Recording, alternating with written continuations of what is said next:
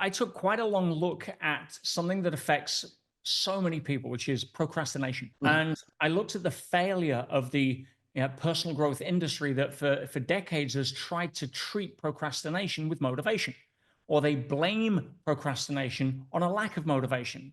But yeah, that clearly isn't working because the motivational industry is alive and kicking, and so is procrastination, right? Yeah, when I started looking at peeling back the onion, really looking at the psychology around it, I noticed instantly what it was. Right. And that if you have two corridors and one corridor leads to a series of actions that leads to a door, a series of steps that leads to a door, and behind that door, there is a chance of failure. So let's say one corridor is to do my business plan, or one corridor is, I'm going to sign up and join Pete and become an elite mentorship trainer.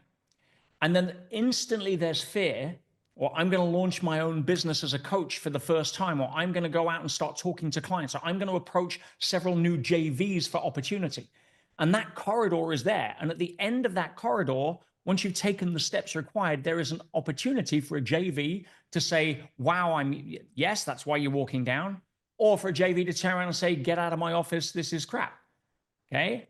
Now, Mhm. to the extent that you are afraid of failure, your mind will skip to the end of that corridor in advance, calculate the probability, and find something else to distract you from walking down that corridor. Right. Find a different corridor where the chances of probability of success is higher, or the chances of the lack of rejection, yeah, is higher. I don't know, like cleaning out your cupboard, right? Like organizing your emails into color coded whatever, right? It's like that corridor is a safe corridor.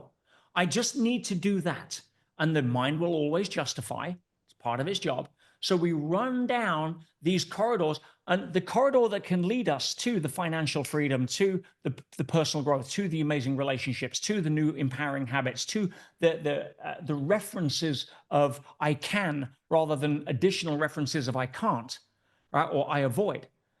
You become a success corridor avoider under the guise of I'm too busy, or I just got to complete this task first, or well, let me just go and organize that, or I just need to get a little bit more certainty before I step in there. And all you're really doing is avoiding the one thing that you really needed to work on, right? That shadow part, that scary monster hiding behind the door that when you finally open it, you realize wasn't a monster at all, and you feel liberated.